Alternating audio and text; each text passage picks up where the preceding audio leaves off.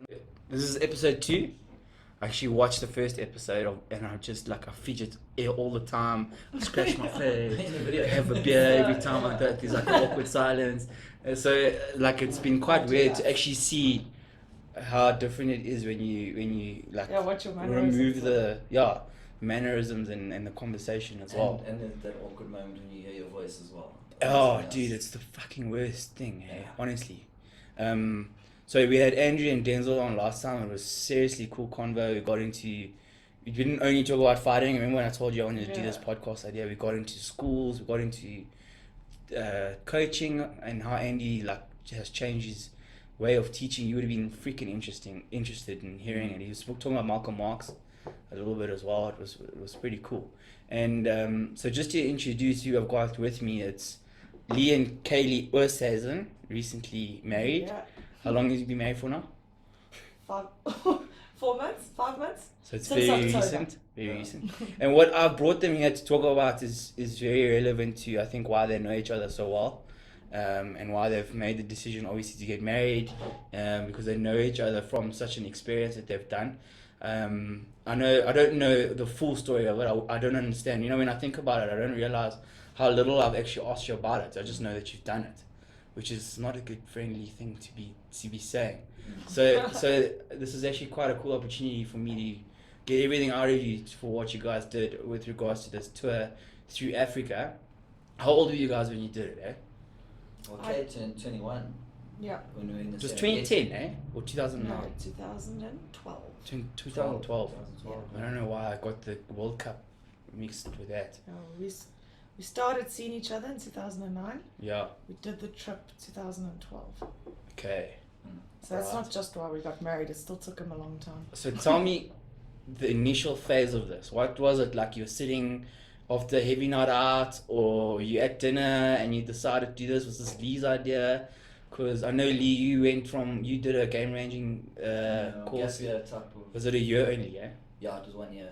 Look, I would have prolonged it. I think my dream was always to be in the bush, to be really get immersed into the bush and learn the bush. But when I did start it, there was such a thing called a PDP, public driver's permit, Yeah. and I couldn't get the jobs at the lodges I wanted to because for insurance reasons your guide had to have a PDP, and to do that you needed to be 21, nothing else. You had to be 21 and be able to see. Yeah. And I said to myself, I'm not gonna twiddle my thumbs doing shit I don't want to be doing for another 2.5 years and then start guiding, because it's just too much time. And I was always very nervous about getting stuck in the bush, because you can. Guys, they'll guide and then eventually they get over it. And for me, I always knew that I wanted to have a family one day. And whilst you can have a family in the bush, it's tough. You're going to be sending your child to Polokwane and a boarding school, and it's a nice life. And I always maintain it, if you've grown up in the bush and you're not exposed to anything else, it's fantastic. You can do it. Sure. It's not me. I don't think you could live in the bush. No, I think I could do it. I mean, there was times that I always said I could. But when you really do live in a small town and you get involved in the small town politics, and all of a sudden you're caught up with small town syndrome, then Like you very the Vaal, quickly... Yeah. It's a little bit like living in Desperate Housewives Vereniging. of the Vaal. But don't you We find lived in a town for a while where I was the only female. It Oh was my all goodness, hot hunters property. and farmers, Hot property. and it was tough. It was about a month and a half. So it I'd wasn't love to that, see but the it was hunting a long- tactics for that. Eh? It was an interesting time. I think we just. How old were you then? still- 21. Oh, really? Was that when it happened, eh? Yeah. Okay. So I mean, now, Lee, I mean, do you still have the sort of urge to, the urge yeah, to go so- back there and take it on as a career, maybe one day again, or is that ship sailed? I think he gets very jealous, is maybe the wrong word, but envious when he sees people that are living that life, Wow. but then But I know. snaps back to reality. I know. I love it. I can immerse myself in it. But I know that if I had to go live in the bush now, I would get cold feet. Growing up here, work, business, Steady living.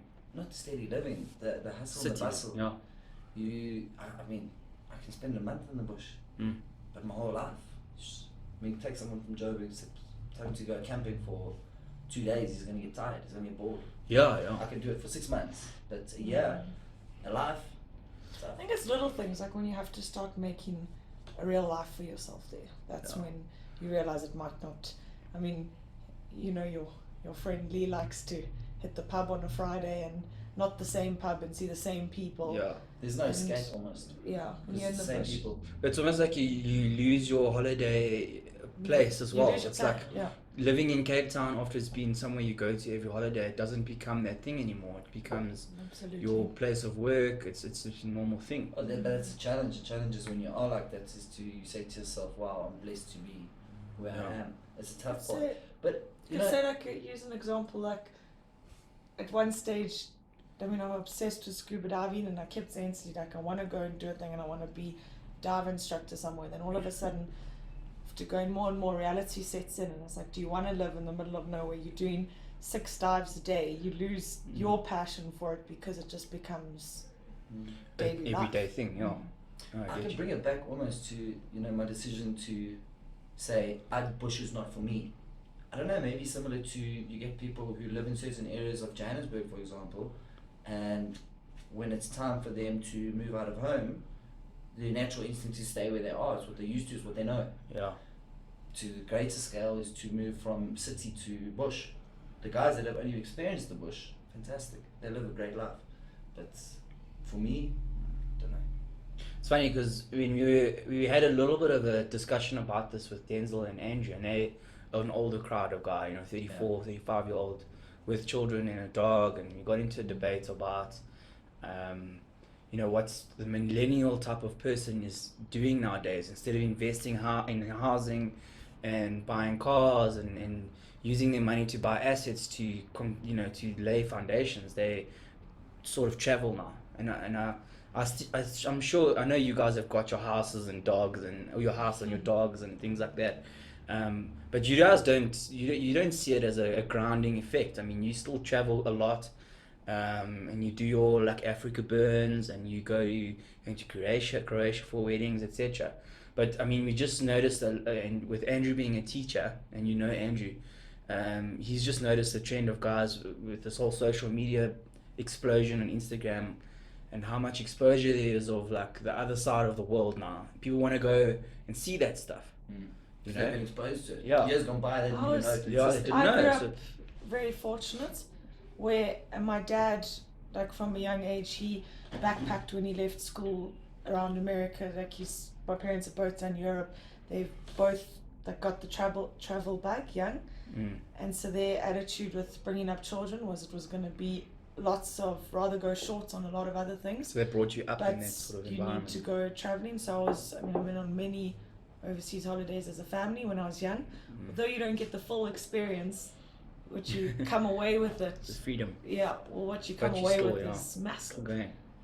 Yeah, I mean, a guy that I met when I was about 15 in America found me on Facebook, and I've got a new surname like 2 days ago, and he was like, "Hey, I was looking for you and I found you, and I just wanted to let you know that you were my first like exotic crush." And I was like, "Oh my god, this is Exotic? weird." And I was like, Because "This she's was from so Africa. weird." But you meet people, and you remember, you just learn a lot about life, I think, traveling.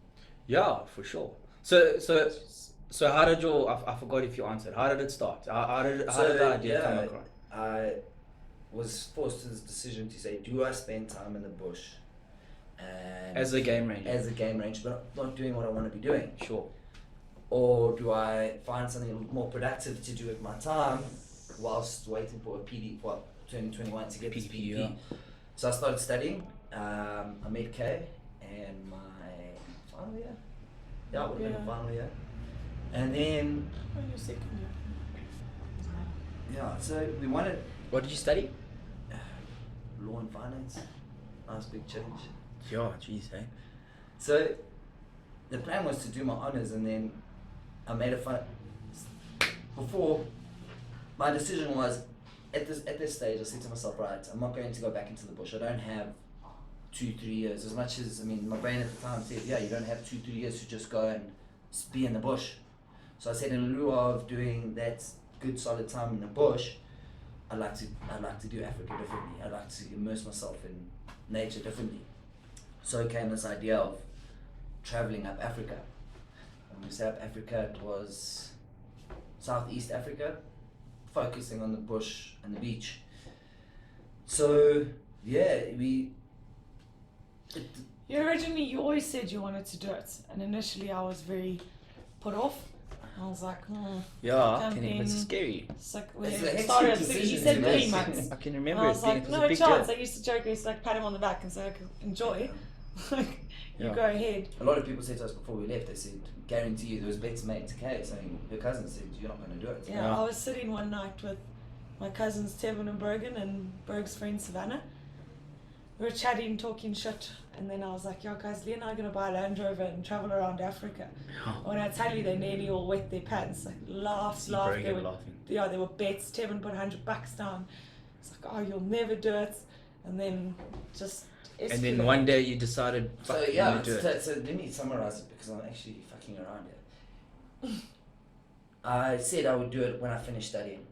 Now, waiting for my results from my undergrad degree, I decided I'm no longer going to do my postgrad. I'm going to start working, but then I said, fuck, I need to do this trip. So I started working and I said, I still need to do this trip. If I don't Well, do hold it on, now, when did you do the game ranger thing? After high school? straight after high school. Okay, so it wasn't after varsity. No. Okay, so Straight you after high were school. 18, 19 doing the game ranger Yeah. stuff. Okay. So yeah, I said, I'm no longer doing my honours, but at the same time, I'm going to start work, but at the same time, I need to do this trip. I knew that if we didn't do it there and then, it would never going to happen. And I know it now. It's not, it doesn't just happen. What happened was you sold your car. Yeah, so the idea was there, but it wasn't solidified. Sure. So then I had a vehicle that I had to sell because it wasn't going to suit my job.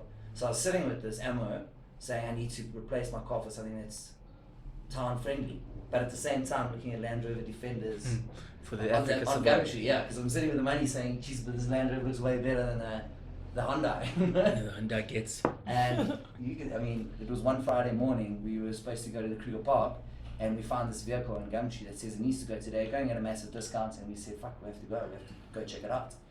I didn't have a car, so we drove my mom's car there.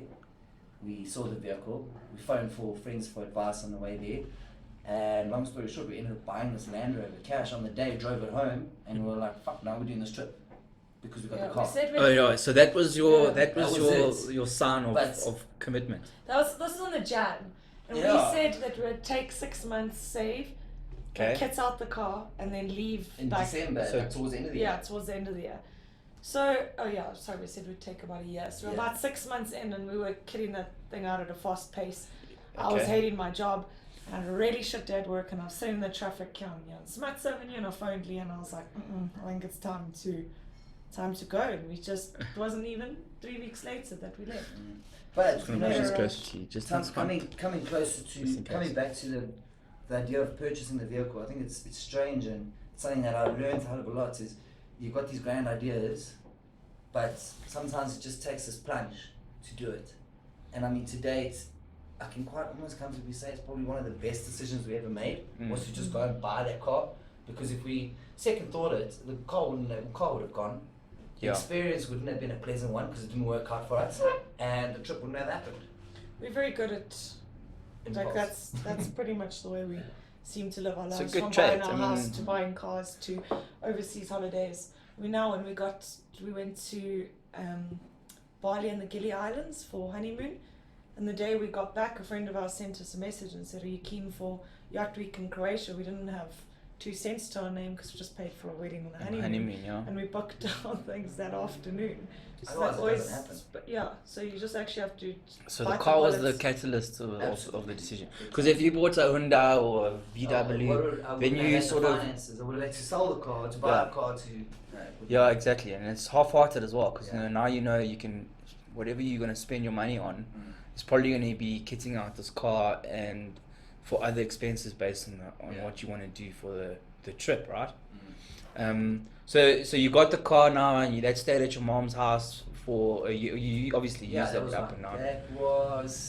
wasn't my car actually, with the change I got for my vehicle, because I bought it such a steal. I bought a very small town car that did the job for me, Yeah, okay.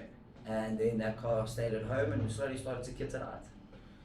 Okay, so what were the necessities that you needed? I mean, that car, did it change into this mobile where you could sleep on the roof type of vibe, or was it kitted out so that you could just drive it? How bad was it? I mean, what type of, I know you said it's a It was steel. pretty raw. We got it. It was naked.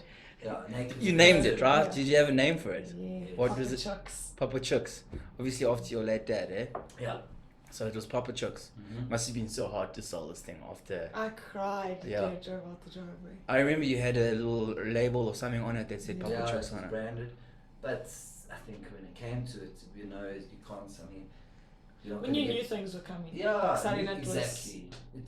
It's new beginnings, and you can't hold on to something forever. I mean, I'm going to be no good in 10 years' time driving this fruit vehicle, you know? But it served its purpose though. That's the thing. So So what we did was we got a roof rack, which we drove to Nigel to buy. Oh, really? Shame. We drove to his old age home, and I said to Kay, I said, listen, this guy's selling a roof rack which we need at a good price, but it's far. So let's just turn this into a trip. So we ended up going to some bird sanctuary because we like bird. Well, I like birding, Kay since taken to birding.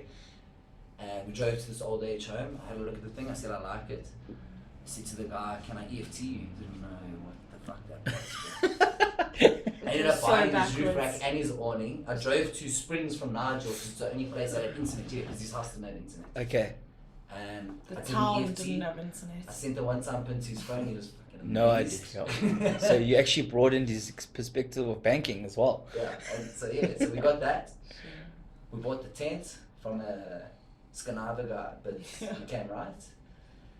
And that was My basically dad, it. yeah, So know you my were dad's- wheeling and dealing, eh? I mean, you were looking yeah. on bit of bars We and were Absolutely. wheeling and dealing. on that type of stuff. Would you Yeah. save a bit of a buck and Yeah, the roof rack we And you bought never know. wasn't in good condition. You just paid $1,000 to get it, sandblasted and powder coated, it looked like new.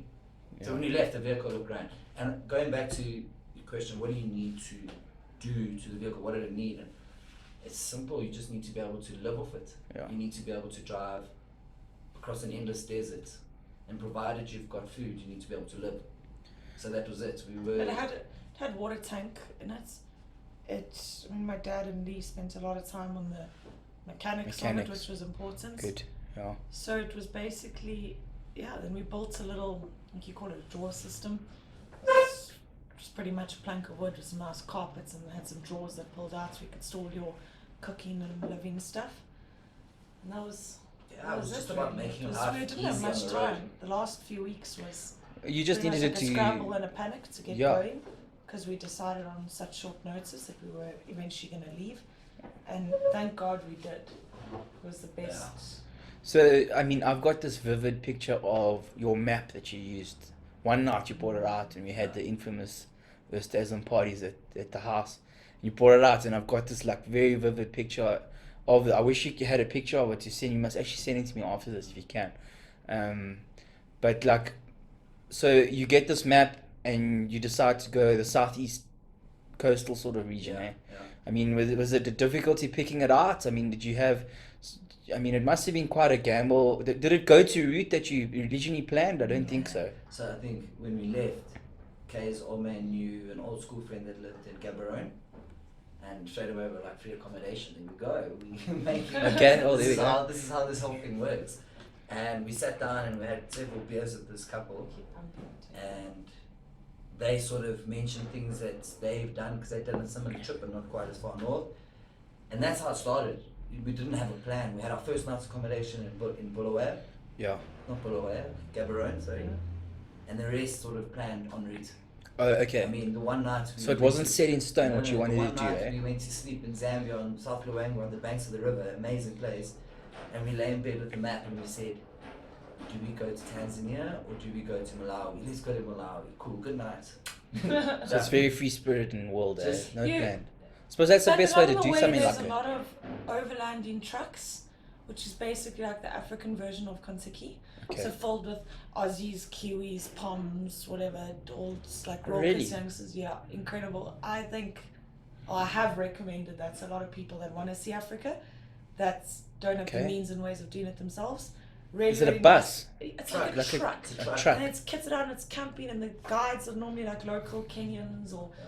and they're such a vibe, and they Did you stop bump into places these at guys night. along the route? We'd like bump into different trucks along the way. Brilliant. And it was always such a party with them, and so I'd always speak to the guides and whatever, and they'd say, you gotta go to this place. Okay, so you still had some sort of social, like, Yeah, we did have a it lot wasn't of like parties. you two No. in the middle of nowhere the whole At Yeah, times, yeah. at times. I'm sure there were long period of time, but there was Listen, still but an escape with other people. After like 2-3 weeks of each other's company, when you pull into a campsite and there's an overlanding truck there, Yeah. like, Yeah, I'm sure you don't see each other the whole time. We met, dancing we were on the in, bars. we're in Livingston and we were checking in, and we checked this one overland guide walks to us, or like walks to the reception area, and Kate sort of whispers to me, she says, this guy looks like a stoner.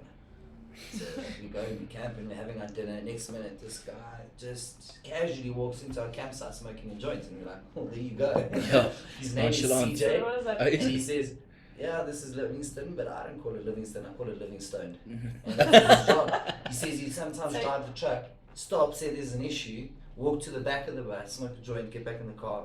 Just that's what That's he what he did. did. Yeah, and he was. You traveling must have Africa. met such different variety of people, eh? Yeah, crazy and strange people and incredible people. I mean, people that were cycling on their bicycles from Cairo to Cape Town, that were on like month 7.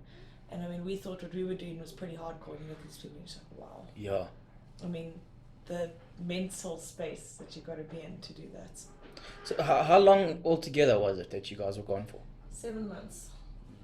So, And how far did you travel? Do you know the radius or not really? I think I did work it out. It was something like 26,000 k's. Okay. A lot of zigzagging. A lot of. I mean, our routes changed drastically. But yeah, but I think that's the bliss of it. A lot of people that want to do things like this, they say yeah, but they're so fixed on knowing exactly what's, because they want to know what's happening Yeah. next. They want to be in control of it. But the bliss thing is that it was never, I mean, a lot of things went drastically wrong as well. Like our rooftop tent blew off, attached to the roof rack, blew off the car and landed like alongside the car. Okay. Which, I mean, then we had nowhere to sleep, we were fucked. Oh, was it broken? Broken, well, the smashed. roof rack had just. Was- Oh, the rack as well? The roof rack Yeah. picked up with the wind. The tent was intact, but the roof rack was fucked. And this is in Malawi. So we had the local population help us cable tie this thing to the Yeah, there's roof. a wonderful thing about traveling Africa. You look around and you think you're in the middle of nowhere. Yeah. And wait it out 5 minutes and you must see how many people pop their heads out of the bushes.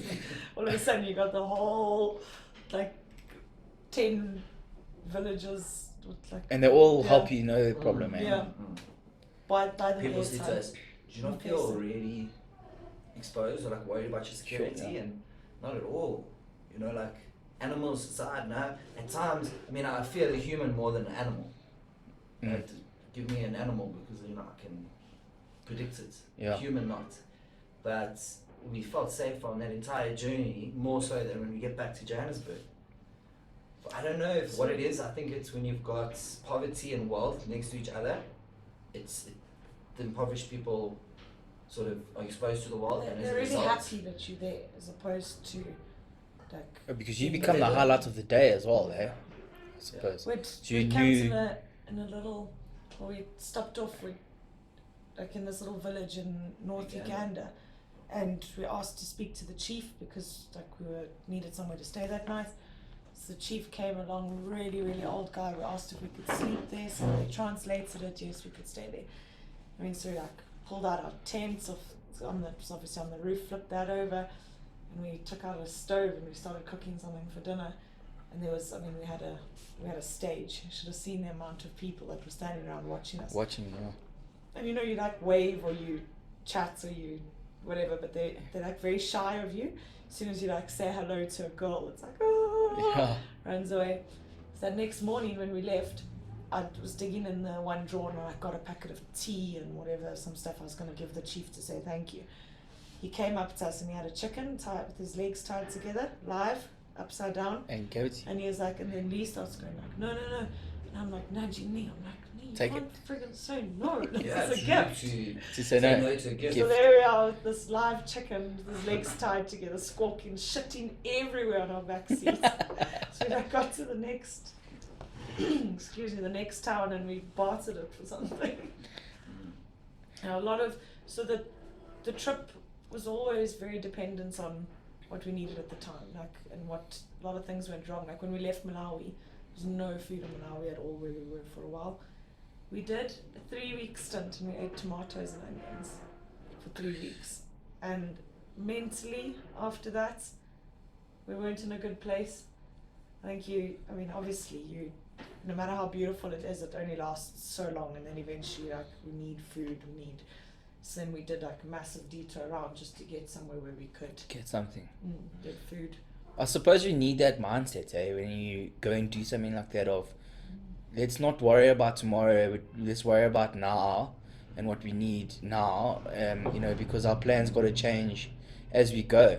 I think if you had to go and do something like you guys did with a plan and it backfires, you almost start panicking because it's not going to the way it was set out. Isn't that such a nice analogy on life, though? Yes, yeah. You can't Worry about what's coming or the future when you so need many to worry people about the have present. their lives, like, they sit back and they picture, they've got their whole lives planned out in their heads. Yeah. But let's be honest, does your life plan out like you expect it to, Jeff? Exactly, yeah. No. I suppose the scariest thing as well is when it Just have does to go take to it plan. Sometimes it's not always what you expect it to be at the end. That goes to like creating this expectancy. So a lot of people are like, oh, I want to go here, because it's so amazing, and you create this expectation. It's like you can talk about some of our best memories, but for me, a memory that will never ever fade is when you get pleasantly surprised. So we drove for 3 days trying to get from Malawi to North Mozambique, and it got to a stage in South Tanzania, and when you're reading the guidebooks, it says, this is the least driven road in the whole of Tanzania. Tanzania is fucking big. Yeah. And we're looking at, for our accommodation, we used to use guidebooks as well as we had this mapping system on our GPS called Tracks for Africa. We'd look for accommodation based on our location. And this place where we were going, called Suduru, I think it was, had nothing in the guidebook, nothing in the GPS, nothing. And I said to Kay, and it's late, it's dark. And I said to Kay, listen, let's cut to the chase. It was a really, really shitty town. Okay. Like, we drove in, then, when it had been 3 days off, we hadn't eaten, we'd been doing our business in bushes, we ate some were mooses. I filthy. said to child, bought me some mooses. I said to Kay, it tastes like lamb. She's like, yeah. She's like, have you seen any sheep around here? That was the first experience of goats. But anyway, so we're traveling and we're approaching this town, and I said to Kay, because now, it's a tough thing. I'm a male, so of course you feel like you've got to be security, you've got to be a sense of security. So I said to It was a very scary town. Like, it was almost like driving into the middle of Alex and saying, right, where are you pitching your tent on the roof and sleeping tonight? Yeah, of course, yeah. So I said to her, listen, there's no accommodation, so we need to sleep, and priority number one is safety. The GPS said there was one fuel station there. So I said to her, this is it. We're going to get there. Let's not get there and hope to find a hotel, because we're just going to get surprised and You mean a motel? We're going to get, there's lots of motels. There's like whorehouses for truck They're like drivers. truckers, yeah. Okay. So I said to her, we're going to go straight to the fuel station, because generally the fuel stations have got armed protection. We'll speak to the guy who's looking after the fuel station, and we'll pay him some money, and we'll pop the tent there, and we'll sleep at the fuel station. Doesn't sound like the most amazing thing, but I'd rather be geared for that mentally than get there, say, oh my god, there's no hotel. Well, what the fuck were you thinking? There was not going to be a hotel there. I suppose you're doing what you think safe as well, because you never know what the fuck's around the corner. Absolutely. And We were who's driving in around the and corner. It was like one of the few towns that I was really anxious driving into, especially I think because we'd had a really bad 2-3 days. Yeah. This is like 3 days after the So you're already in like a... banging the table. It's fine. And then so we drove in. Yeah, and next minute I see this big sign saying Suduru Motel, and I see this security guard with this big fuck off gun. And when you see a security guard with a gun, you're like, sick. This is it. That's where I want to stay next to him. And we went in there, and it turns out we're the third group to write in the hotel's guest book. It's a brand new motel in the middle of fucking nowhere. Brand, and it was we even got slippers. Toothbrush. So it turned out to be fucking one of the best places. We put our stuff in our room. I remember going outside the front door of the hotel, sitting on the sort of stoop area, having a cigarette, falling onto my back, looking up and saying, I've never ever been this relieved or pleasantly surprised in my entire life. I can sleep easy now. I can sleep easy now. We even had a TV in our hotel room. Yeah, we What watched did the we watch? Jamaicans watch the 4x100 meter Olympics. Oh yeah. Everywhere. So like jumping on our bed. Station. Yeah. So that turned out being like one of the pleasant nights, eh? Well, no, well that's it. For me, it's about the pleasant surprise. Like people Sure. create these expectations about what something's supposed to be, but hold on, just go No, there and enjoy absolutely. it for what it is. And even like when we were youngsters and we went out, and it was the unplanned nights that were always the best. Exactly. You know, instead of we're going here and that's what you do. We're like, what are we gonna do next? Oh, this looks driving here. Should we jump in the car and see what happens? I know it sounds like it's not supposed to. I wouldn't recommend it to my sister or my daughter or something. But you know, we did that shit, and that it turns out to be the fucking. I mean, I remember it was also in Uganda in ginger, and it's called ginger because the sand is bright orange. Orange, okay. And next minute we couldn't drive our car there. It was like this camping festival. I mean, I'm like, It was an hour of it. No way. It was a national. So Yeah. guys from Poland, everything. Went So you into pulled this in. a kayak lot of thing. locals as well. Yeah. So we got on the back of a truck. We didn't even have, because we couldn't take our tents because it was a rooftop tent. We borrowed a little tent from some guy and we took our duvet out of our tent and off we went, and that was all we went there with.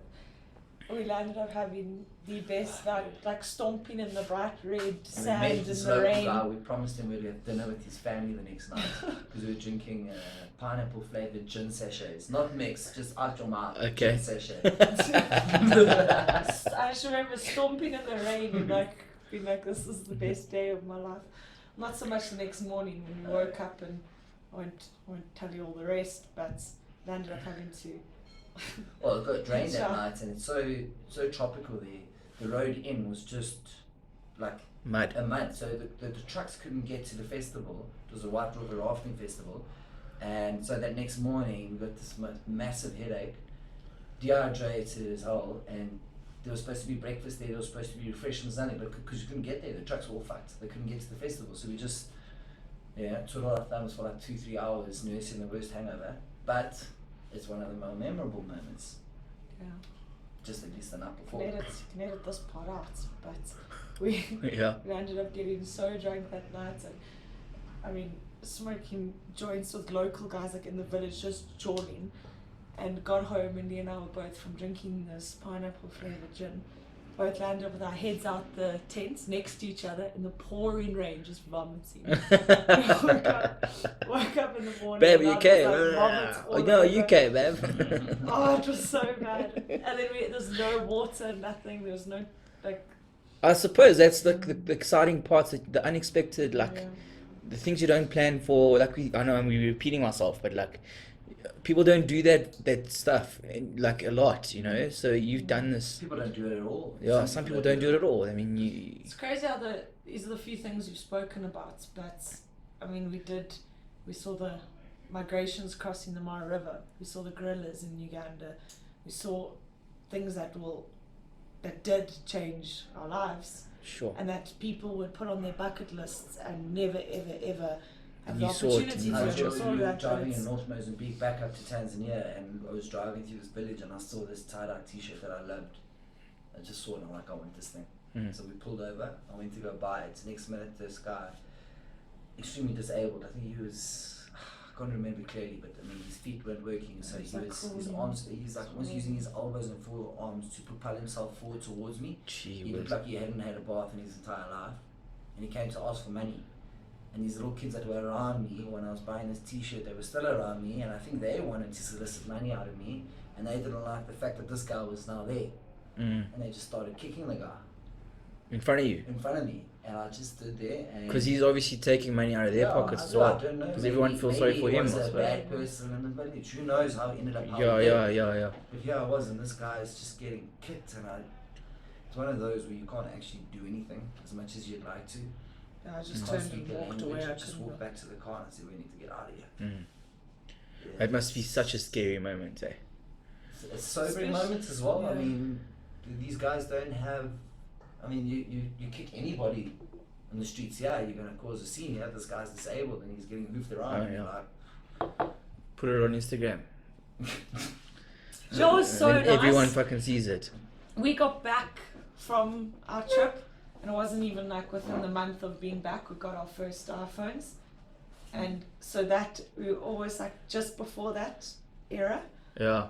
And I've said to Lee, I'm so glad that it was, because otherwise our trip, and sadly so, but everything would have been like, oh, the perfect Instagram photo, you know, like this angle, Absolutely. that's unfortunately what it's come to now.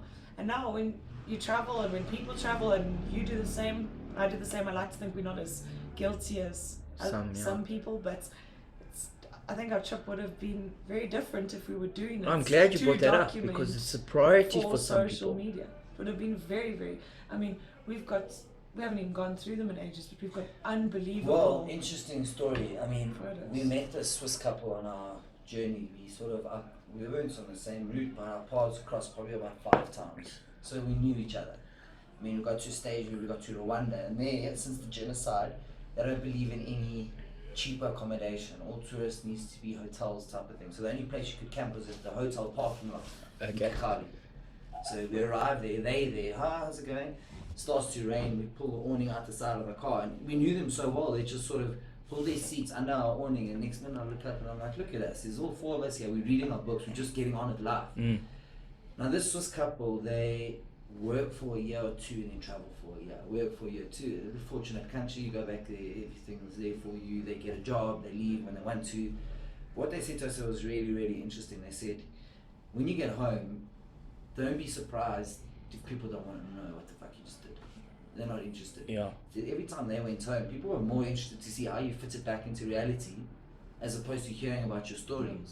Just, you're gonna get home and it's almost. She said, "Don't be upset when people say, tell me about your trip." People aren't interested in that. Yeah. So I mean, to this day, we had a little Facebook page that we put stuff on, but we don't have anything material to show for it. We haven't printed the photos, nothing. It's in our heads. Wasn't really a big deal then. When we had our little Facebook page, which every few months we'd put something on there, and it was sort of like one bang shoot. It was more to keep the people Friends close and to us family, happy, yeah. and it was like a little bit of an update and maybe 10 or 15 photos, and that was it. Whereas I think, now it would be completely different. Everything would be I completely understand what you mean. You'd be Snapchatting down But the also, highway. you'd also you pull yourself out of the scenarios that you're in. You know, if you 100%. you don't want to talk to each other, so you go onto Instagram or whatever, and you avoid the situation. Or, when you need to make a plan and do something, you on your phone wasting time, or you lying instead of looking at the stars, you're lying looking at Facebook and seeing what other people are doing.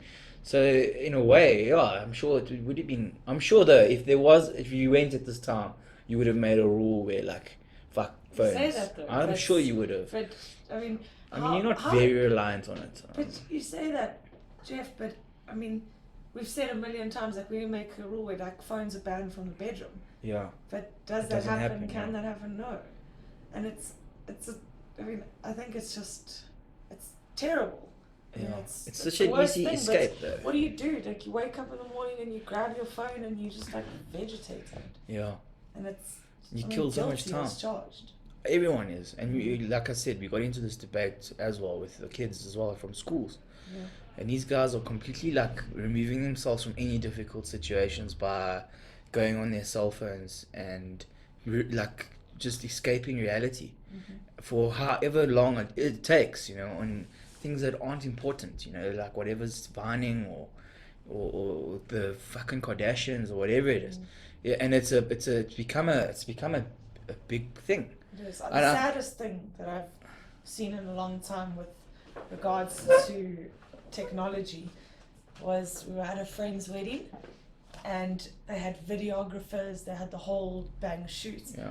And while the bride and her father were walking down the aisle, her mom was standing at the front of the aisle and she had this like little shit BlackBerry and she was like filming, and there's like a videographer standing next to it, and I'm like, and you have to have and I was standing there and I was watching this, the bride's mom, and I was like, what is she doing? Like she just missed, and she literally she missed the moment. Her husband and her daughter like walking down the aisle, and that moment is gone. It will never happen again because she was so occupied on filming off her BlackBerry. We had when we went to see the gorillas. So you go see the gorillas. I mean, if you do it today, you're paying $750 per person to spend 40 minutes with the gorillas. So you get there, and of course you want to get a photo. You didn't have to hike, eh? No, you do, yeah. How long was your hike? Our hike was about an hour, but it can Lucky, take, eh? Yeah. Some people take 12 to 15 hours sometimes. It's more than an hour. Look, I think it. But still, I mean, you're still lucky. Hike is hiking for 4 or 5 hours. Okay. Look, you get guys who get stuck in the forest because there's elephants, and then they complain saying, "What the fuck? This tour operator made us sleep in the forest." You're like, "I'll pay to sleep in the forest." But you know, you go see the gorillas, and I've got this camera of mine, and I enjoy taking photos, and I made the mistake of taking too many photos. You know, a lot of my memory of being with these gorillas is having this fucking camera in my face, trying to take this photo instead of putting the camera down and saying, okay, I'm actually with the gorillas. When you're seeing the gorillas through your lens, or through your Trying to get the perfect shot. yeah, you're looking at through the eye of the camera, not with your own eyes. You also don't embrace Absolutely. everything around you besides the gorillas as well. You know, I'm talking about like the guards and maybe the environment, the whole moment. You sort of lose yourself in what you said, that little You're square. looking at a frame of a gorilla. You're not standing in the windy, impenetrable forest, which is, you know, what they call it, one of the World Heritage Site, because it's the only place where you got the 3 hominids living together, and here I am with my fucking face in a camera. Yeah. Fortunately, not the whole time, but I still regret I spent too much time. Yeah. Lesson, yeah. Yeah. But yeah, I mean, I noticed it with my younger cousin, and Snapchat's now a thing. Yeah, it's terrible. I So- refuse to download stuff. So, like, I noticed, like, when they're out, they don't talk to each other. They Snapchat, and then they get that moment of, oh, I'm on Snapchat. Let me pull a face or say What do something. you think it is about Snapchat? Because I understand like Facebook or Instagram because number one, people get that psychological kick out of getting dopamine likes, fix, yeah. and then number two is they're documenting their life. But Snapchat, it's so people spend so much time, but it's snapped and then it's gone. I haven't achieved it. I Like, think what have there's they achieved also out of I it? think there's also a dopamine fix of that with regards to how many people viewed their See how many video. people You viewed can your see video? how many people viewed your video, Where is it? and their names come out. It's not like 55 people. The actual name of the people come up. Obviously, the more popular you are, they screenshotting your video, or your photo, or whatever I'm you've glad put you up. told me that. So it's not like it disappears. I can see you've Snapchatted. If I put a picture of myself up naked, it doesn't disappear if you've screenshot it. But don't people get like I don't know if this is true, but I heard you get a notification if someone screenshot Yes, it. you do. So you can see, but for those Instagram girls who are trying to get famous and likes, and the guys that are doing things to their bodies and whatever, like that's what they want. They just want the fact that people are noticing what they're doing. Yeah. You know, and Look how cool my life is. look how cool my life is, and You it's seen- so What fake. is your life? Yeah. It's a social media. Yeah. Have you seen that blog called the Instagram Boyfriend or something? Yes, brilliant. Yes, amazing. So we were in the Transkei. That's where the husband's taking the photos of Yes, whatever the wife's doing all the time. So we were in the Transkei and we went on a hike down the wild coast with a bunch of friends. And I mean, backpacks, the hats, like a hike, tackies, everything. And then off we go, like 4 hours in. And we do this big hike and everyone has a great time and we get back. And then we went back into cell phone signal a few days later. And one of the girls that we were with, I went onto Instagram and I was mind blown. Like there was photos of her on the same hike as us, where I swear to God, she looked like a Victoria's Secret model, like lying with her hair like this in the shells, and like it was perfectly positioned around and everything, and it was like, and her boyfriend was always standing above her taking the picture, and then she was like in her denim shorts, topless in a rock pool, And they were and I behind was you. like, what? We were on the Yeah. same friggin' hike. How This does this bitch was even struggling to work? hike, complaining about her shoes. She couldn't I get was the like, right what? angles. Bro. How did that work? Like I couldn't believe But it. that is such a they cool thing. did it- Or not a cool thing, but it must be such a holy shit, what the fuck? How different is our hike compared to theirs? But don't you think like that's the way that things are gonna be now? Like it's all Yeah. gonna be, everything has to be documented better than anyone else. My life's better than yours. Look at my Facebook page. I think it's going to set such a, especially for the younger generations growing up, such a different social standard. Whereas when you were at school, you were Yeah. cool if you were in the first team rugby, or Yeah, you yeah. were Yeah. whatever. Whereas now, you're cool if you're the guy who's got whatever I mean, it you is, remember when 1,000. Facebook was launched, we were in high school, Yeah. and it was only about how many friends you had. Yeah. Yeah. You know, you didn't really care about, and you could put a thing on the wall and you could get liked and stuff, but it wasn't like it Give is somebody now. a poke. Yeah, a poke. But it was like, oh, I've got 500 friends. How many do you have? 600. Oh, fuck. And then you used to go fucking search for another 150 friends. Not like, I mean, we've had our Facebook profile since it was launched. I mean, if you had to go to your friend list, you'd probably see people there you don't even You know. go on these like rants. We wake up in the morning. You're like, right, I am being cutthroat today. This doesn't make any sense. A fucking stupid status. Unfriend. Next person. Yeah, yeah. Unfriend. Let's go. And you do I it. remember Lee's, your cousin, it was about a year or two back, and she lives in Australia, and she's young. She's about, Still she's this about one 19, or this yeah. one. This one. She's about 19, and she added me on Instagram, and then I was like scrolling through, and you know, when like, you know, I don't know, what do you get, like 20 likes, 30 likes on your Yeah. Instagram? I remember she was like 300, and I was like, what? I was like, Lee, I didn't even know this many people. Yeah. It was just, But I mean, it's scary. It's I become mean, an in the obsession. business environment, it seems to be a trend now to be everything strategized towards being digitally exposed as well. So all the strategies of how you're working now is also tend to be getting more likes or getting more exposure and more reach social media wise.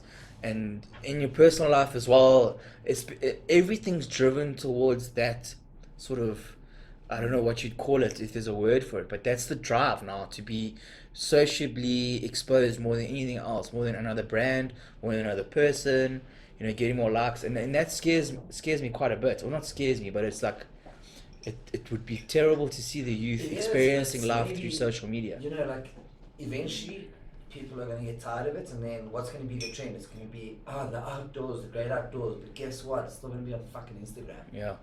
Like, but what about the guy that couldn't be bothered with that shit? And he's just there living his life, doing his thing. And in the actual world, he's a really nice guy, cool guy, great at sport, I great suppose social he'll be sorted skills. after then. But no, and he's just not interested in social media. But trust me, he won't be as cool as. It's like it's like new thing to be like a social icon. there are What is that? extremes of it. I mean, Jason Savas' brother Alex. I mean, you can see this guy. He's a photographer, but he takes photos, and they're meaningful photos. They've got Yeah. stories behind them, and he He's doesn't a sit. deep, meaningful guy. He's a deep, meaningful guy, and he lives with nothing. As long as he's got his cameras and a phone charger, or he doesn't even need a phone actually. Like, he's just cool, and he chills in places he's never been to in the Philippines for months, and I don't even know where he's been to. But his photos have got a story. You can see that he's taken lots of photos without thinking, I need to post this immediately to get likes. He goes through his photos and then goes, fuck, I remember that day, and this is the story behind it, I'm going to post it. See, there, to me, there's an art behind that. You know, when you're starting to take photos of, I know the selfie trend and all that type of stuff, but it's just like daily photos of things. But, I mean, like this guy, Alessio, he's quit his job and now he's an Instagrammer. He's got 10,000 people following, and his average is like 9,500 likes every photo he puts up. Ask him if he really enjoys it. He might say it gets a bit stale. He loves it, bro. And what he does is he goes into the CBD and he takes photos and he tags whoever sponsored him to get these likes and the exposure that he wants off of his photos. So it's a vicious, it's an entity bloggers. now. We know somebody now that's traveling the world, and he's blogging, and I'm not quite sure if he is where he wants to be, but that's his. Well, when he left, that was his aim to be his form of income. So do you think there's an unhappy Instagrammer Oh, yeah. who their job is to Instagram? I think so. You think so? Absolutely. I'm sure there is, but I think it would be a lot harder to find that You can find person out than about someone one who happy works a office 7 to jockeys. 5 Yeah. day job from Monday to Saturday without Well, look, let's put it having this way, freedom. that whole drive, as you called it, is new. Mm. You know, how can you say it's fulfilling? How do you know something's fulfilling? Yeah, it's been fulfilling for the last couple of years, but eventually, you know, what is your identity? Your Instagram account. Yeah, You lose that. Who are you? yeah. You're nobody. Yeah. And now, you know. We've Yeah. just never been, and I'm glad. Like, even when there has been, like you mentioned earlier, I mean, our other holidays, it's maybe been like a picture or two when we get back. But you in the Not- generation though that Yeah, that's Hasn't been- Yeah. these people now, they've been born with Facebook. We Yeah, never had it. that's We it. grew into it. So now it becomes a parenting issue as well, you know, because you got to, how do you bring your children out without all this exposure? Like I was saying, When do you buy them their first when do you cell get them their first phone? Okay, and how do you manage what they're looking at? Because my cousin actually told me this weekend that he gave his son this Luke, like, yeah, but he's 11. not at the age yet. He's sort of Nice. left it in his dad's drawer. no, because it wasn't an But iPhone. Yeah. He said, I don't want your old Samsung. Oh, Like, I is that what he want said? Yeah, I want an iPhone. So the son, so he was like, oh, is it? So he was like, well, this is what you're getting. So what has he done? The old Samsung is off in his drawer. He couldn't give a shit about it, but he wants an iPhone. Crazy. He's like 11. And I just, you know, and I think about if I had a son, and he's in his room and he's got his iPhone. How do you restrict what he's watching or what he's looking at? I know you might take it away, and it's parental guidance I vibe. think you get it. You get apps for that. You now. can, I'm sure, but like, If they want to go on Facebook, they have to request it from you. You sitting in your bed, you saying, okay. okay, cool. That's pretty cool. But if we go into Instagram, nothing stops him from Instagramming a porn star or Instagramming a cup size and boobs. What? That's upbringing. Did you look at porn when you were 13? Yeah. Look at it now. But I mean, you still. I'm just saying, like, the exposures they're going Yeah, teach 'em what's right they and can start younger now, and there's a lot of stuff that they don't need to see and hear. It's fun. With us, it was television. Don't watch this TV. It's over 16. Now there's 5 or 6 different things they can see the same thing out of. But what we are referring to is how to enjoy the best experience you can without having that influence of social media. Yeah. And I mean, you guys did that.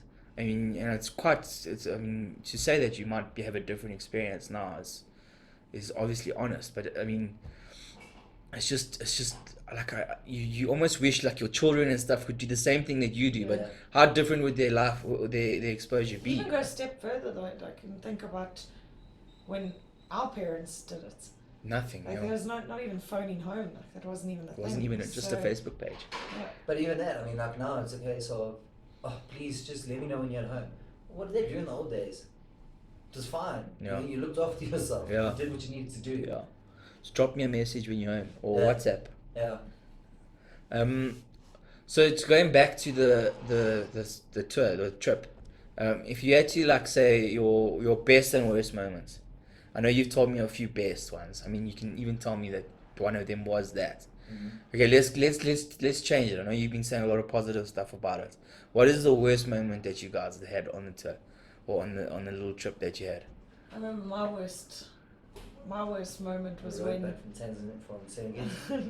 not even that. Do you want another beer? So when you Yeah, I let's have do another it. drink as I'll well. shoot you. I'll be 2 seconds. We were on this when on the border of Tanzania and Mozambique. I mean, you say Mozambique, everyone's like, oh yeah, I've been there. Oh, yeah. People don't realize how Not long good job that to is. appointed. Yeah. I'm I'm talking. talking like 3 days drive north. Yes. Muslim country, it's, yeah, Muslim villages, there's absolutely nothing. In this place called Guludo, and Lee got stung by a scorpion. And he like hit him on his finger and it started throbbing, and then he could feel it like his finger, his hand, arm. his wrist, his forearm, and so he was like, and he looked at the scorpion, and with this bit of bush knowledge, he was like, yeah, no, this is not the ideal. funny thing is, you get taught about what animals to be worried about. So snakes is pretty simple. If you get bitten by a cobra, an adder, a mamba, you know you need to get medical attention. My memory ended was, if it's got small pincers and a big tail, it's poisonous. But if it's got big pincers and a small tail, it's not. I said, fuck babe, it's got small pincers and a big tail, but I didn't listen anymore.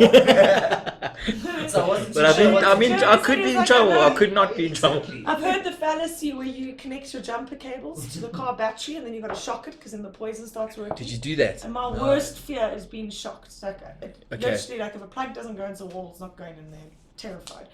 So I'm like, no. So we take a photo of the scorpion, and then we go and we bought like a local SIM card. So we send it to my mom, and we said to her, please find out what this is. Well, we see this guy that we know got stung by the scorpion.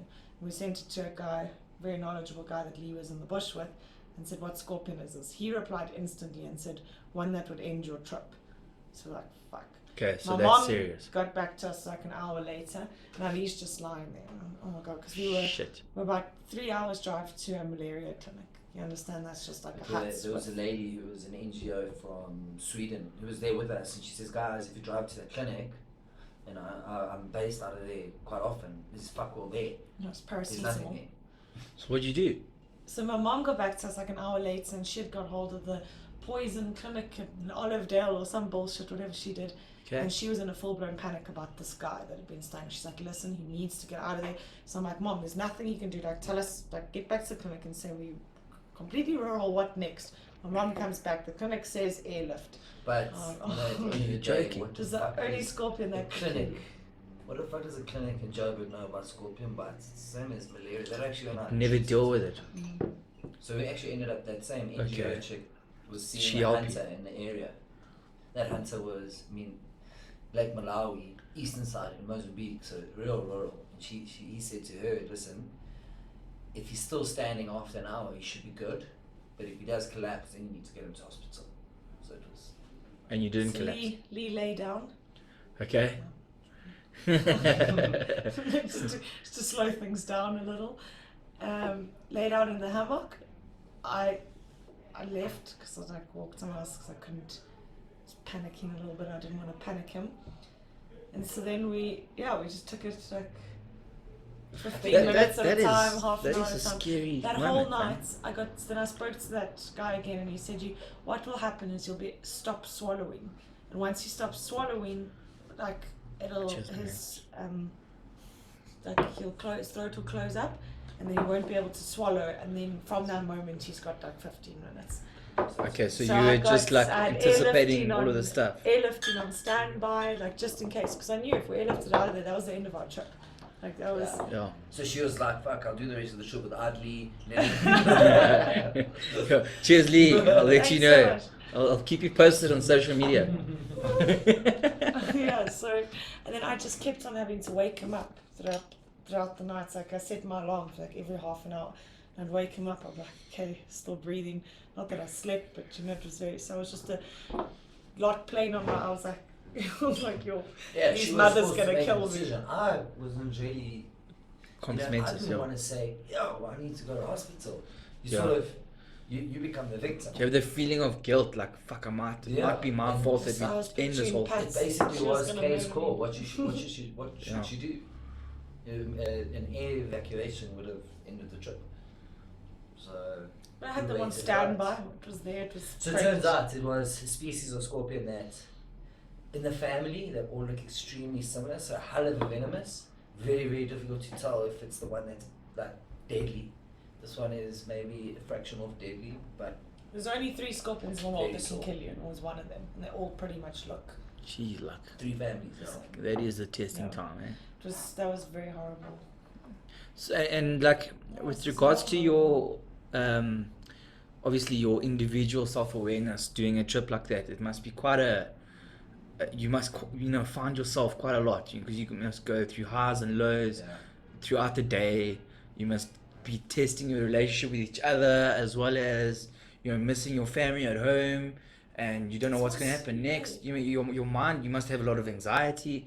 I mean, I'm not going to say what did you find out about yourself the most, but I mean, how was that? I mean, you were 21 years old. You were how old? 23, 24? Yeah, I mean, you were young. I mean, to find out that much about yourself and about Africa is a lot of information. The big thing is you realize very quickly what's actually important. Yeah. We were watching that Ultimate Survival, Bear Grylls, and what I really enjoyed about the show is after a month of these people being stranded, they actually filmed them going back into civilization. The first time they switch on a tap to get the water, the first time they lay on their bed, and these are all things that just take it away from you for a month or longer, and then you realize what it is. Yeah. And sadly, very few people actually have ever appreciated lying on a comfortable bed or just turning on a tap to have water. You don't appreciate it, but take the water away. Or a toilet. But Yeah, in absolutely. the Serengeti, now the herds we just happened to be the right place, right time, and the herds were crossing the Mara River from the Masai Mara into the Serengeti.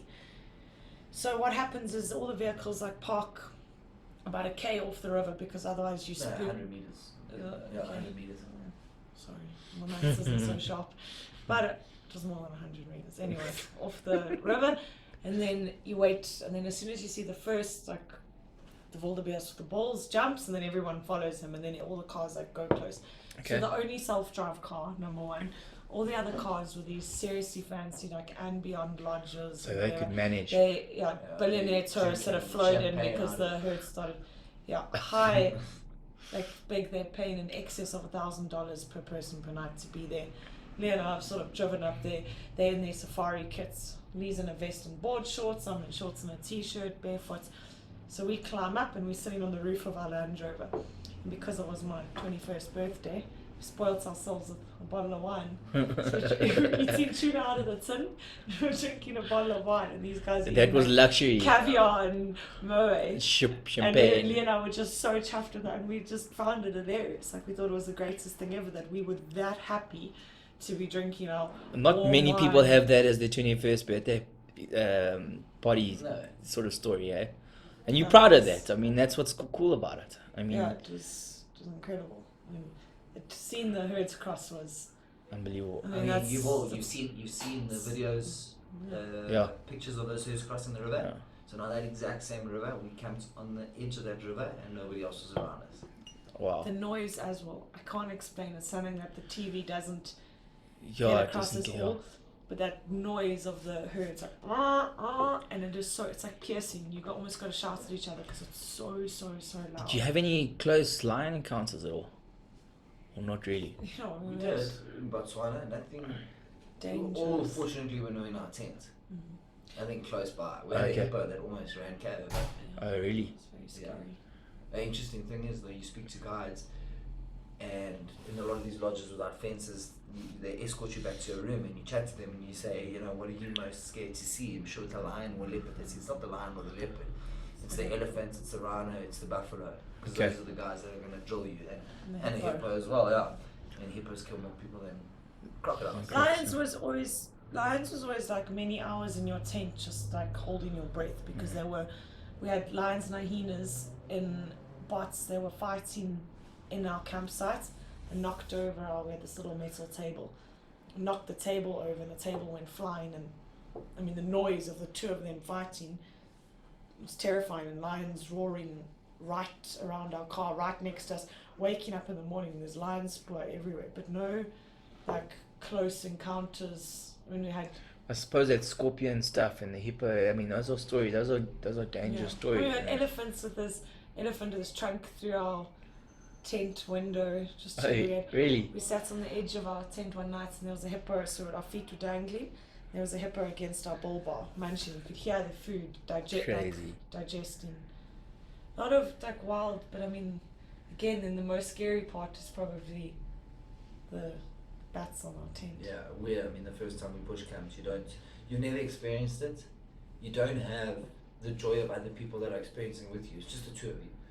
And we go to bed, and next minute you hear the scratching on your canvas tent. But also, sorry We're to on the interrupt, roof. but when there's two of you and it's dark and you're just chilling there and there's no one within kilometers of you, and that bush is shaking, and then you're hearing a noise there, promise you, give yourself an Helpless. hour and you're in the tent. Yeah. Because An hour. you So just, you're, helpless. Basically, you what cannot happens is you handle set it. up camp, you start cooking, you finish your food quickly while it's getting dark, you sit out there, and it's a case of like, who's got the biggest balls, you know, the bush It's shakes so there. scary. Your mind Okay, plays naturally games. up first, give me my wine, she sits in the tent, and then I'm like, bush shakes there, I'm like, okay, I'm gonna sit on the bull bar. And that's when Your you mind set the plays stage games down. with you. A bird can't land, and you're like, because it's.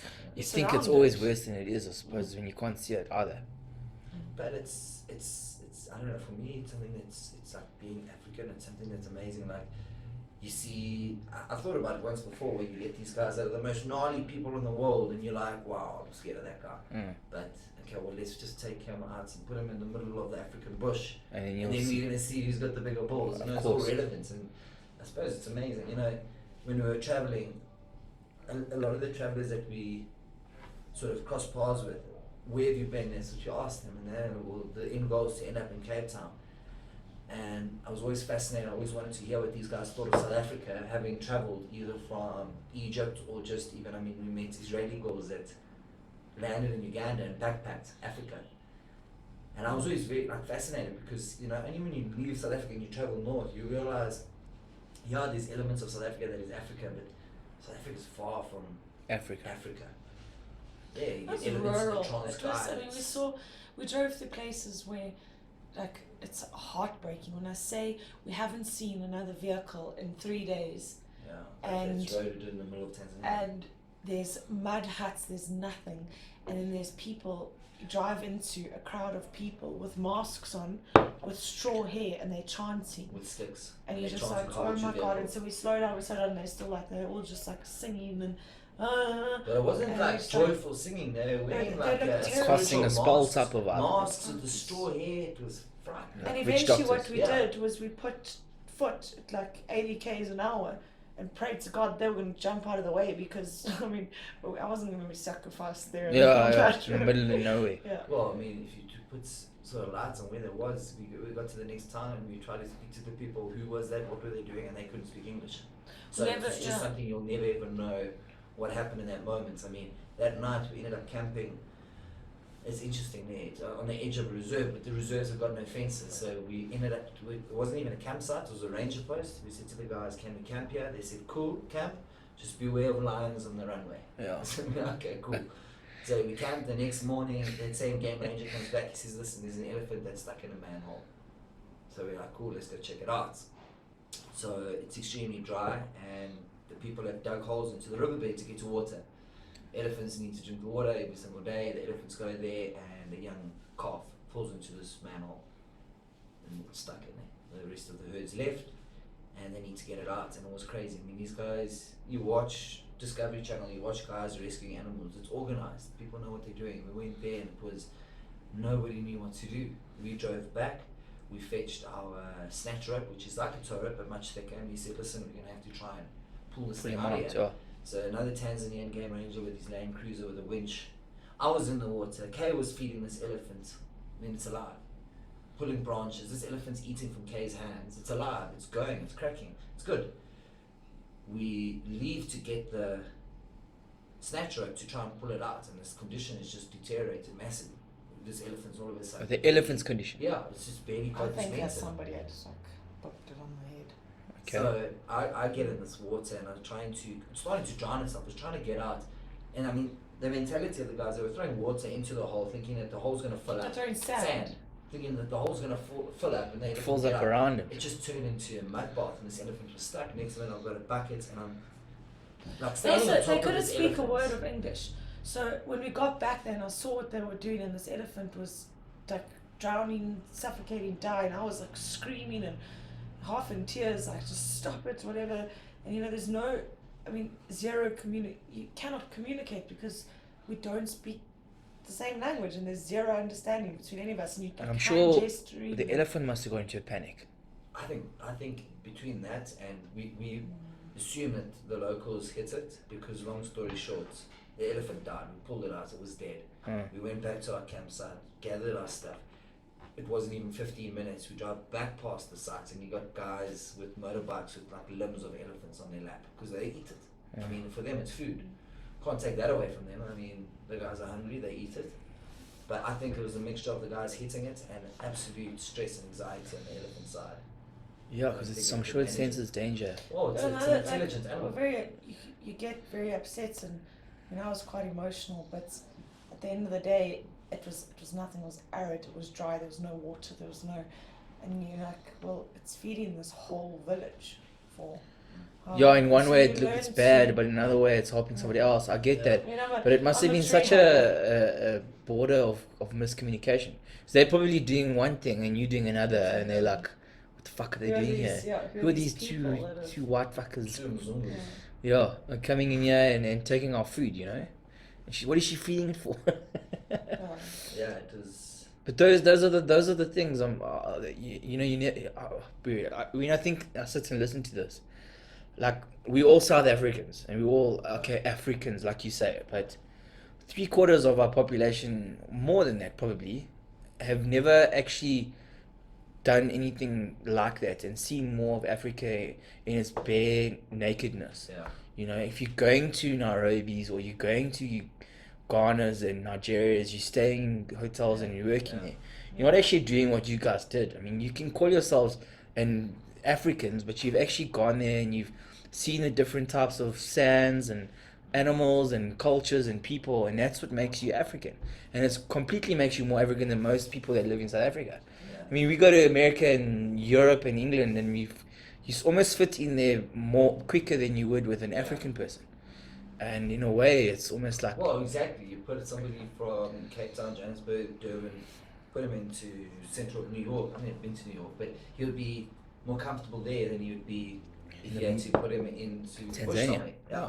It's and Crazy experience, which was, but on the spiritual side, I'll say the start of a lot for I think all of us was we went to, so you obviously know the Maasai people.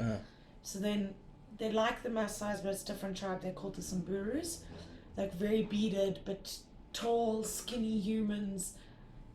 Yeah, beautiful people, and that's in North Kenya. So north of Kenya is almost regarded. Kenya is like disregarded. North Kenya. yeah, I mean, like So they don't really- quite south in Kenya is Nairobi. Anything north of Nairobi, which is south of Kenya, Yeah. they regard as north okay. because it's like Somaliland. It's desert. It's been taken over by. I mean, all you saw there was British army camps, army trucks with soldiers, British soldiers on, because that's where they do their training, and it's like Somali war vets side.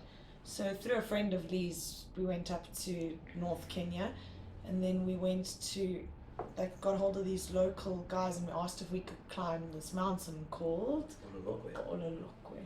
Then he said it was in Bara. I don't know where I got that from. You know, it's Ololokwe.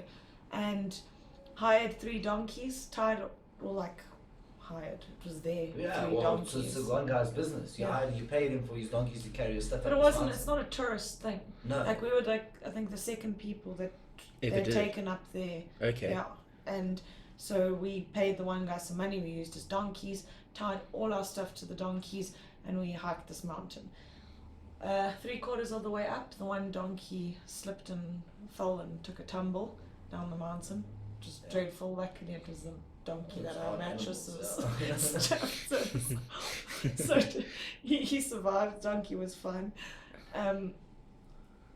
Yeah, so these gets to the top of the mountain, and there was the 4 of us, and well, there's actually 5 of us, and then we like set up our tiny little tents, and we were just, it was Lee's friend's birthday, and he is a local Kenyan, so we were chilling there. We like made our bonfire, and the local guys went off and they did their own thing, and the next time you heard them, like you could hear them starting to chant and do their thing, and they were, and it was, what was so nice is that it wasn't put on, it wasn't touristy, it was just them doing their thing. And eventually, like, I think being inquisitive and wanting to see what they were doing, we kept coming a little bit closer. Then eventually, like, put your hands in prayer and like gestured, like, do you mind if we like sit? And they said not at all. And then the one guy's very nice, and he broken English explained to us what he was doing, and he said that basically what they do is they start from the moment that it's not the end of the day, it's like just after sunset. They start from when they open their eyes in the morning, and then they thank their gods for everything that happened. They thank like everything that had happened that day, and it was so It's just a sense of gratitude. incredibly beautiful. So when I say like in a full trance, like a beautiful, natural, like, and they're all like going like making these noises, and their bodies are flowing, and they're going, and they're dancing, and they're jumping, and Together. and they name every last thing. They thank for the donkeys, they thank for the sun rising, they thank for the wind blowing, they thank for the water that they drank, like every last thing. And apparently that's in their tradition how they end every day, is they thank their gods for everything.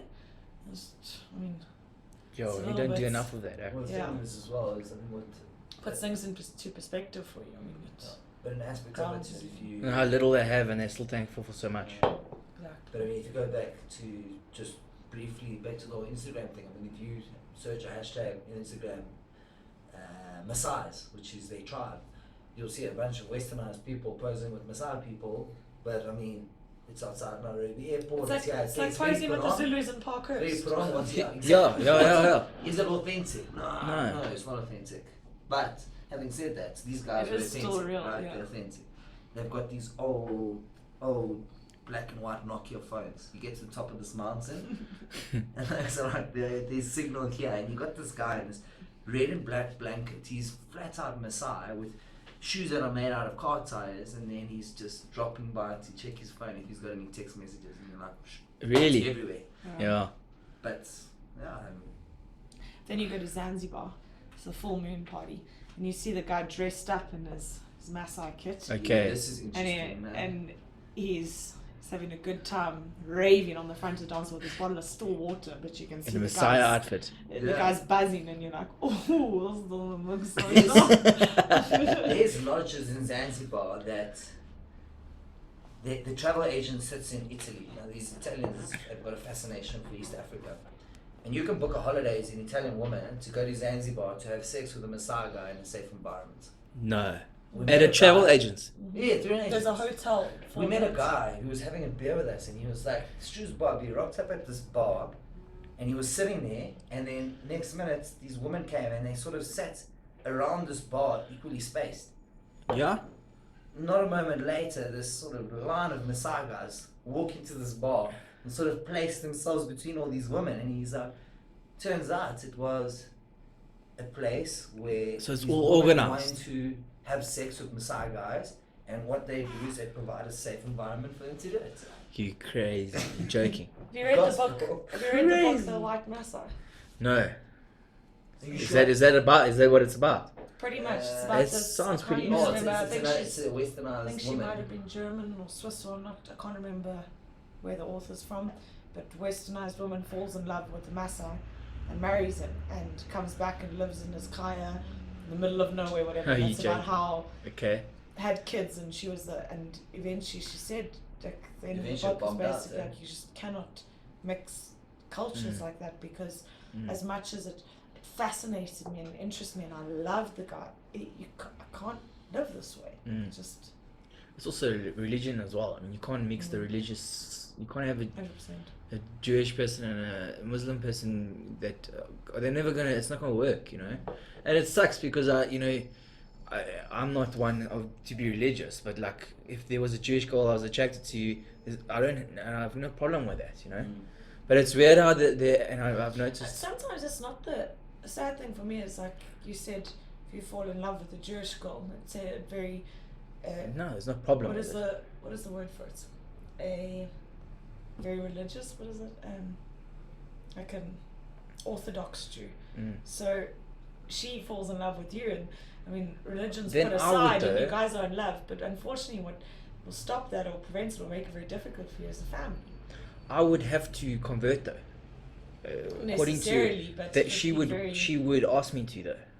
It's like there is a sense of hold on, I don't want to convert, but there's also I'm not pushing any pressure on you spiritually or religiously either. I don't want to get into religion and stuff. Trust me. Yeah, listen, I'm not a big guy. I don't like.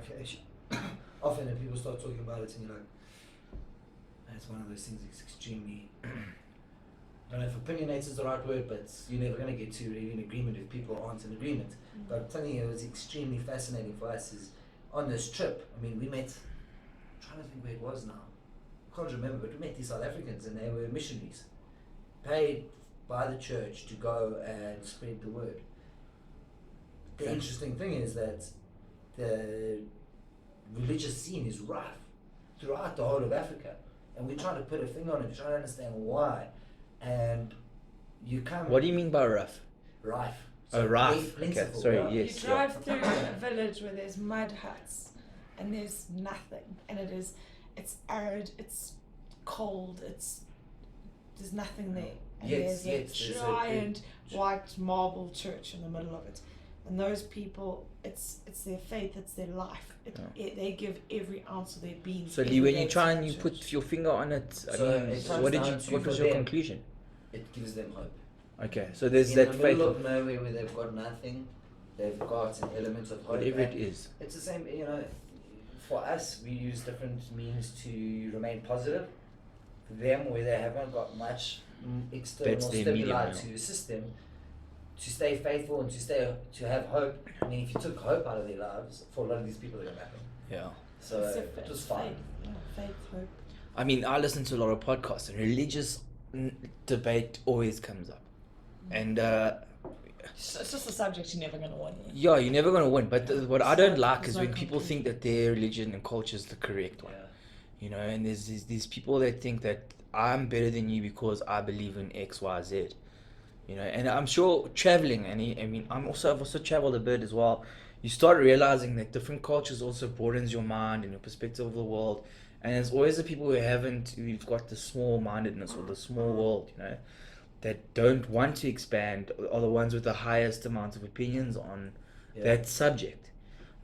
Some people, that subject's the be all and end all of everything. But you can see when you traveled, you must have had these small tribes, and that was their focus point. And what they did was have this gratitude every day, and because they did that, they felt better and they were better people towards others. And however, it varies throughout your travels, but it's amazing how even though the poorest of the poorest and the richest of the richest, there's still the common thread of that being their sort of faith or their sort of hope structure. I think personally, and I'm not going to get too into it, personally, I'm not religious, but I think religion's a wonderful thing for people that need it because it gives them that faith. I'm not religious either, but you need to understand what people are doing, and I think a trip like that for someone who isn't religious makes you realize what it's for. Yeah, why people need it. You know, it's a fascinating thing, religion. Could you imagine though, like, put the shoe on the other foot. You see this like big wide Western world and you hear of it and it pops past every once in a while, but you're living there and you've got nothing, and there's not many like hopes and dreams and ambitions that you can have. You can have them all, but you're pretty much at like a dead end in your mud huts, and life's just really tough. And can you imagine what that must feel like? And so I think that religion for them. Having said that, put it in perspective, you're comparing it to us that have got this exposure. For a lot of these people, and this is the amazing thing that we found out, is that they're extremely happy. And you say, how can you be happy? Yeah, you don't have an iPhone. You got to leave your house, you have a flat face screen. lions to go and go to the toilet.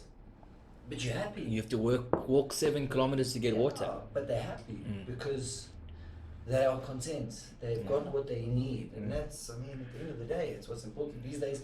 Who are you? I am a lawyer. And I live here, and you take all that stuff away and you're naked, and then all of a sudden you've got an identity. Who are you? Yeah. These guys in Africa have got it right, they're happy.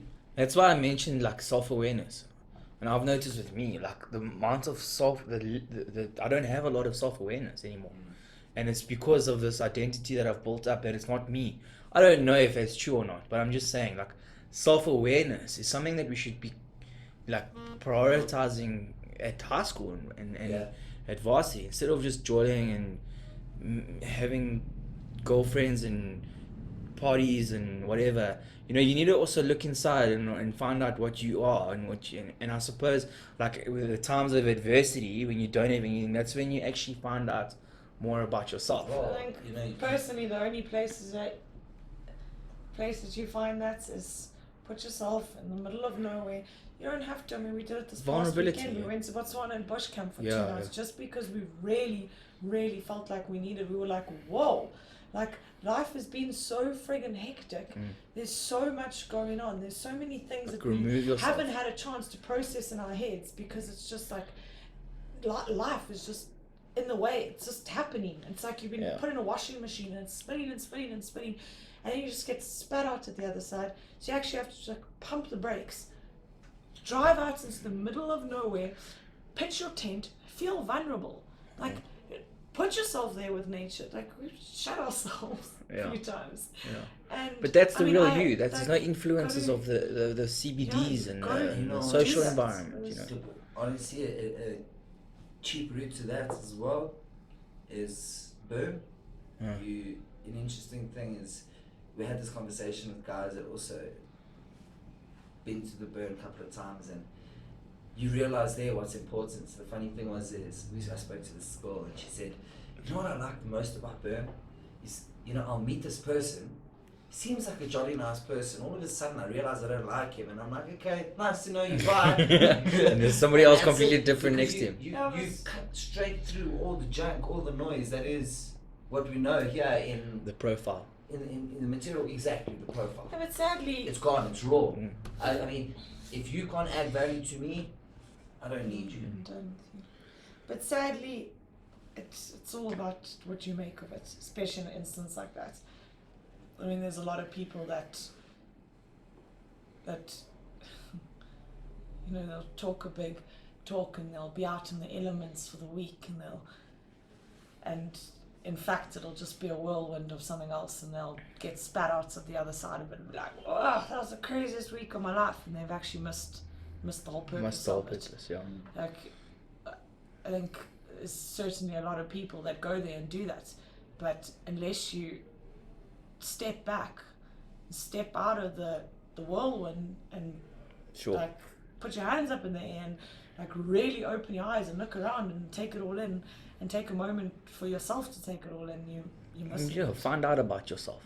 It's Yeah. not just about Because it's very the easy to party be able and, to I mean, the afford. party's great, but I think Yeah. it's missed. I mean, we've gone a few years now and seen other people come and go and whatever, and I think it's not just a festival. It's really not. I mean, if you do that Burner Bio, you can see that. It's like that's really what they're trying to, and you can go there and you can party for 7 days straight, and it would be the greatest festival you've ever been to in your life. But unless you pull yourself out of that and you step back, you're not gonna Yeah, you see what's can't- lying behind the You scenes. can't go and do that, or a trip like you did, or an experience, an out of body experience, or anything like that, still being that person that you want to be before you went there. You know what I'm trying to say? Yeah. You got to sort of change your mindset and the way you want to handle yourself, and go and do this open-mindedly, so that you don't go there an ignorant, arrogant fucking bastard who doesn't actually experience it the way they should, you know? I mean, But- I'm not sitting here saying how you must experience it. No, You yeah, I shouldn't. know you're not, but it's in a way you should be experiencing a life like experience like it. it's like live it like you live the real world. Yeah. Sometimes I find the people that have got the most to say about how you should be living The have got ones who nothing haven't, to yeah. show for it. Yeah. And sometimes you stand back and you're like, but you're so well read and you're so smart and you've got all, and you here giving me such great advice, and truly and honestly, it's unbelievable advice, and I need to hear it. But how much of that have you done in your own life? Yeah. And that's where I think it all becomes tough. But that's I mean, just, that's we're just not, gonna, none of us are innocent. It's easier to sit back and say what we should be doing, but sure, we but all you're need to never try a going to be little that bit person. harder. And I know you don't want to be that person who gives people advice when you haven't experienced. Yeah, it's usually, in some way, like you even know? I've got to try a little harder. We all do. Yeah, for sure. You're not perfect. At least you know when you start talking about stuff like that, you can't go and make judgments and all of that because of what you've done and what they haven't, or what they haven't and what you have. I mean, being a human is so difficult. You know, to say what you're doing right and wrong is also the most difficult thing, because some people are satisfied with a job that they go to all day, every day, and they go to fucking action arena and play cricket on a Saturday and get pissed on a Saturday, and they do that the same every week. They're happy with that. So you know, there's a different sort of mindset about how you should live. I feel like so much of this world though is going, and I think hugely influenced through social media, where it's like now, you know, don't do something that makes you unhappy. Like follow your dream, follow your passion, that's agree all with you, right, yeah. but Yeah. hold up, this is still the real world that we live in. Like, I still have to go to work, and I'm never gonna love my job every single day that I go. I'm gonna have days that I fucking hate my job, and I'm gonna come home and I'm gonna be miserable, and I'm gonna cry, but that's life. Like, Yeah. you're never gonna live in this hunky dory, and people keep running away from the real world, thinking that there's a better world out there when it is not. You're right. Like, you actually Owning your have own to- business doesn't make life easier. No, It should make your of life course harder. Yeah, Right? absolutely. And if you're going to own your own business, you need to be working. Yeah. I mean, like, I look at my dad, and I mean, the hours he works is ludicrous. Like, it's Yeah, but he knows the importance of him being there and working those hours. yeah. You know, it's a tough one. I mean, I saw a clip the other day of an entrepreneur that I follow, and this girl comes up to him and she's like, I don't know what to do. Like, I'm a lawyer, but I hate my job, and I started a company 2 years ago, and I'm in jewelry. And he's like, okay, hold on. What do you want to do? And she's like, I really want to do the jewelry stuff. And she's like, but the problem with the jewelry stuff is that I don't earn enough money. So that means I must do the lawyer stuff. So he's like, okay, hold on a second. Those shoes that you wear, how much are they? You know, and she's very, very expensive. So just explain to me something. You want to be the jewelry person, but you don't have enough money. But you go and you spend money on fucking shoes like that. Get your priorities right. If you want to be the jewelry person, then spend your money on the right things and invest back into the business so that one day you don't have to be working your ass off. Or if you don't want to do that, be the lawyer and enjoy being a fucking lawyer. Yeah. And then spend the money that you want to do, but you know that you're not going to ever be satisfied. And it's almost like, fuck that, I just put it like plain blunt, because everyone thinks like that. There's always something better somewhere else. You know? Well, our philosophy is, I mean, we work our jobs. We are based here in Joburg. Yeah. I mean, often, and we're definitely the type of people, it would be very easy to go live somewhere else and live a better life somewhere else. That's besides the point. We're not happy in our jobs every day, but we don't dislike our jobs. We like them. Yeah. We're not like, oh my god, this is my dying passion, but I'm happy and I enjoy it. And sometimes I come home so friggin' excited because of what happened. And other days it was just a shit day, but that's life. And when you get knocked down, stand up. I think there has And to the be point is that work, do all of that, and then get away enough. So work hard enough and escape enough, because then you're right. you escape, you really do enjoy it. I chatted to a mate of mine. We were sitting on the beach at the coast for a wedding, and we're chilling on the beach, and he asked me, you know, what's your vibes in Joburg? You know, I'm kind of keen to get out of here. I said, you know what? Reality is I'm here. Yeah. I'm just going to make the most of it to make sure that any opportunity I do have, you're not going to see me. I'm going to be out of here. Yeah. I'm going to get everything that I need to make sure that I'm refreshed from the inside out. Yeah. Come back and do the graft, because unfortunately, food's not for free. Yeah, but life's good when you do With it that whatever way. job, you've got to have some sort of balance of your good and bad times. And when you've got that balance, then you've got to have another balance of what your career and money doesn't have to play in your life. So that you can consciously make an effort of making time for your friends and your family, and your environment is better. Once you get all those balances in place, then the wheel turns, I suppose. But it's never easy. Wheels man. off balance, bro. Yeah? Then the wheels off balance. Off balance. Yeah.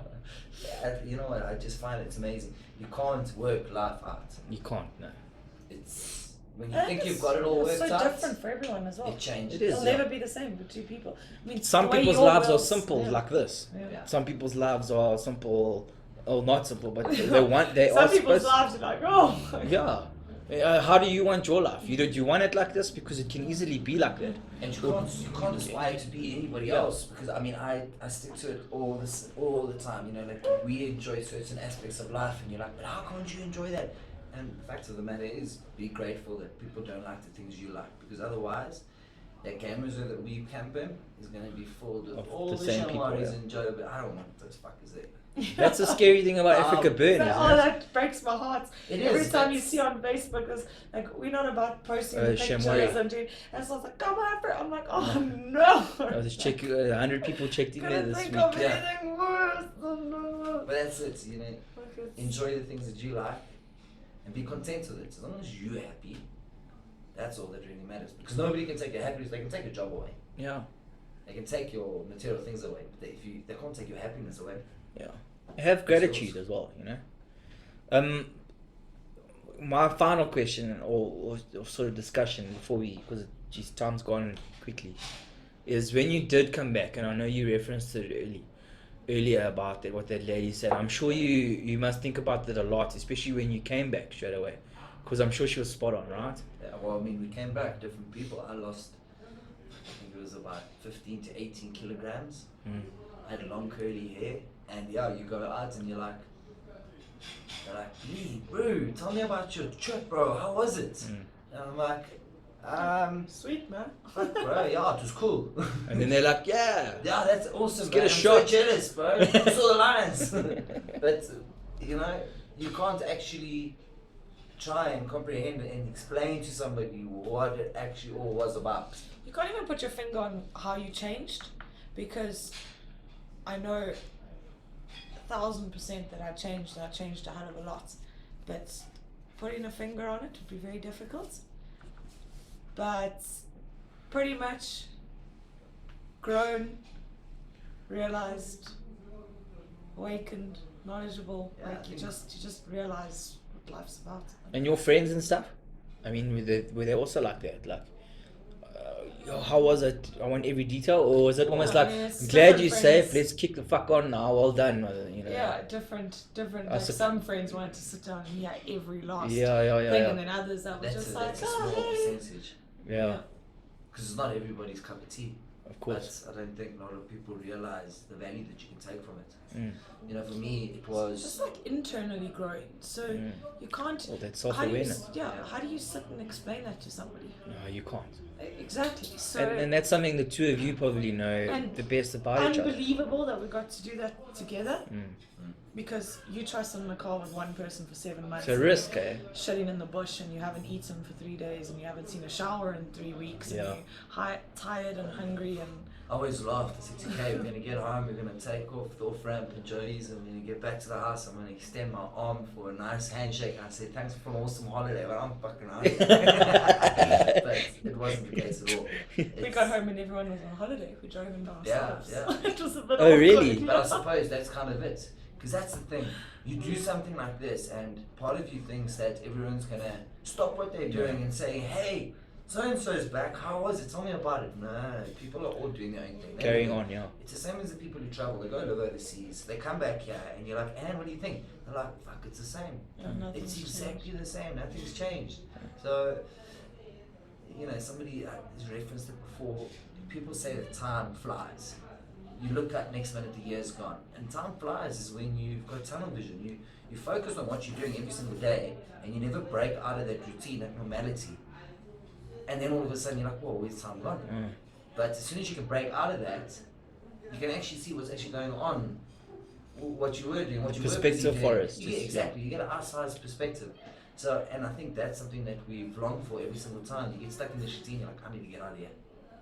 Get out, you get refreshed, you get introduced to new things, you come back with new perspective.